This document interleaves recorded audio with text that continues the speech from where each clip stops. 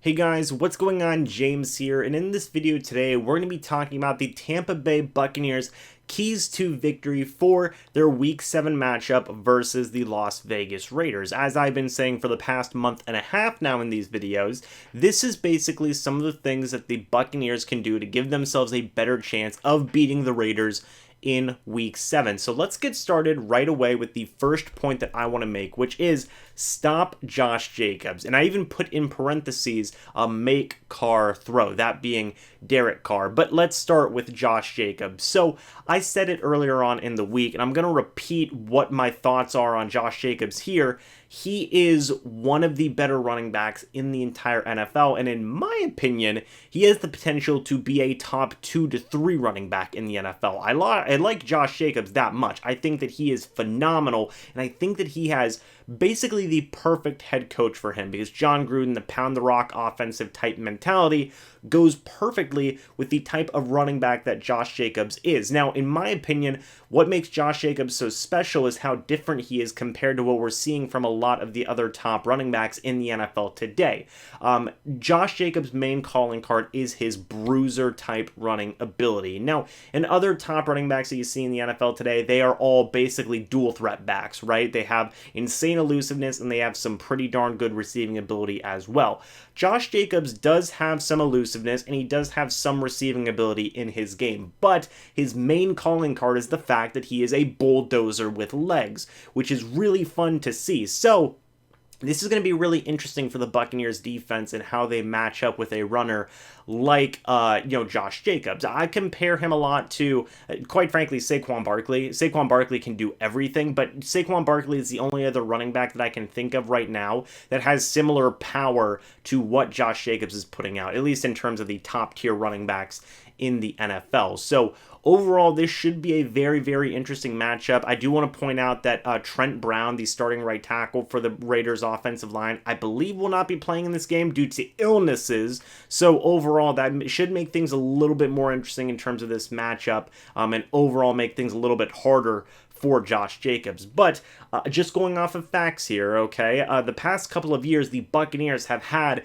a top, if not the top, running defense in the entire NFL. And last week versus Aaron Jones and the Green Bay Packers, they proved that even without their top guy, Vita Vea, along that defensive line, who was playing like a top 5 nose tackle in the entire NFL, they proved that they can still have a dominant run defense without him. So this is going to be a very intriguing matchup. The Buccaneers also did add Steve McClendon to this defensive line as well. He should contribute right away. But that is really the main point of this Buccaneers defense, is they've got to stop Josh Jacobs, because Josh Jacobs is essentially the key cog in what is this Raiders offensive machine. And if you can slow down and stop Josh Jacobs, you have a pretty high chance of just stopping the Raiders offense as a whole.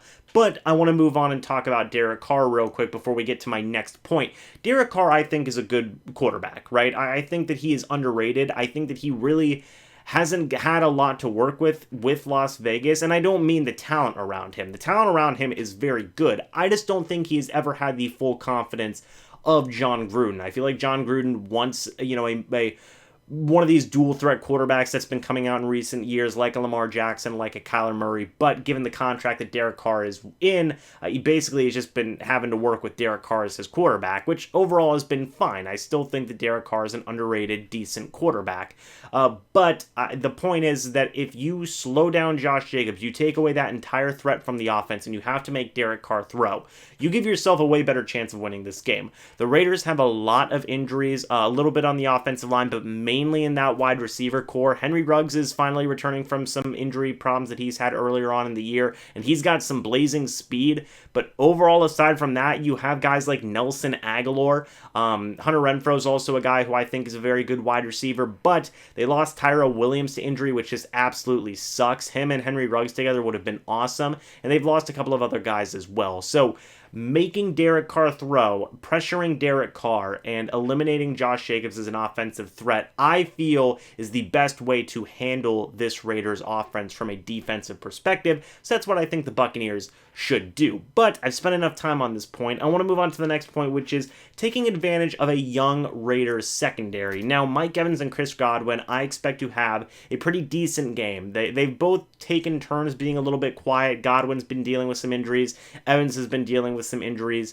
And overall, they've missed a couple of games. I know Godwin's missed a couple of games. Evans has been quiet a couple of games. A lot of that is due to injury. In this game, I expect both of them to step up and make some plays against a pretty young-ish type secondary. They do have LaMarcus Joyner out there, who I think is an incredibly underrated defensive back. I think he is very good, but they still have their fair share of young guys out there as well, who are going to be covering two of the best wide receivers in football right now. So overall, I feel like the Bucs should take advantage of this Raiders secondary and really work Evans and Godwin as much as they possibly can. And I think this could be a really big game for both of those guys at the wide receiver position.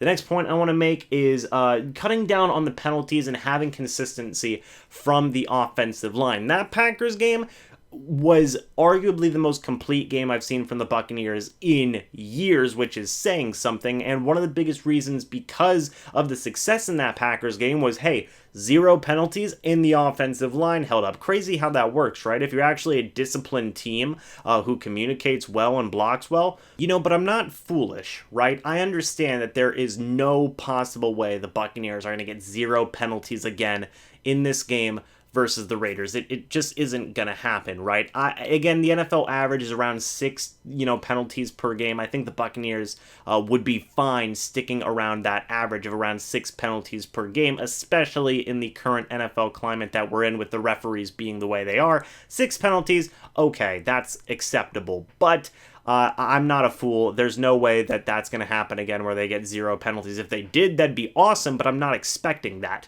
In terms of the offensive line play, I've mentioned it before, and I will mention it again. Ali Marpet, Ryan Jensen, Tristan Wirfs, I expect those guys to play good. Alex Kappa, I expect him to play all right. Donovan Smith, we'll wait and see what happens. Consistency, I want consistency to happen. Do I expect consistency to happen?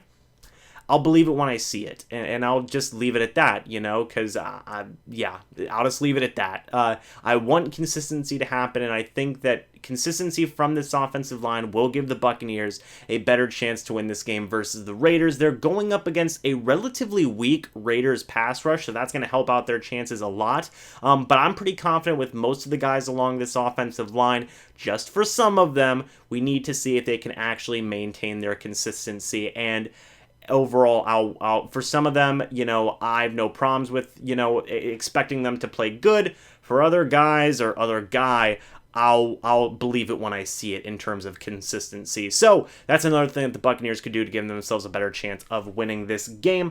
The second to last point I want to make is timing the blitzes well. And Todd Bowles is a master at sending blitzes. It drove Aaron Rodgers crazy last week. It's been driving offenses crazy all year. The Buccaneers are one of the top defenses in terms of sack numbers and things along those lines, and yeah, they're really good at getting pressure on the quarterback. And I know the sack numbers don't necessarily say that much in terms of individual players, but in terms of team numbers, we're doing really freaking good. I know that everybody wants to see the big numbers from guys like Jason Pierre-Paul and Shaq Barrett, and I think those will come.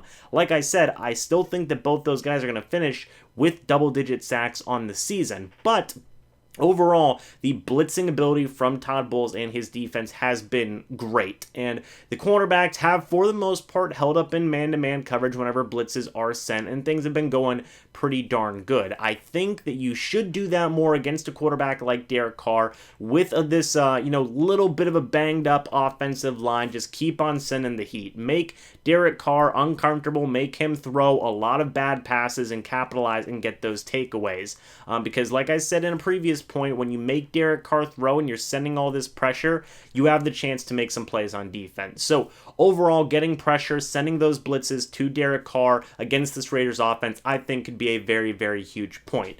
But guys, the last point I want to make here in terms of what the Buccaneers can do to give themselves a better chance of winning this game is run Ronald Jones more. And I know they've been running him a ton the past 3 weeks. Let's keep it going. Let's keep on giving Ronald Jones the ball. Why not? He's had 3 100-yard games in a row. Ride the hot hand. And I know Leonard Fournette has been dealing with injuries, and he is probably going to be back fully healthy for this game. LeSean McCoy was healthy for last week. Vaughn was healthy for last week.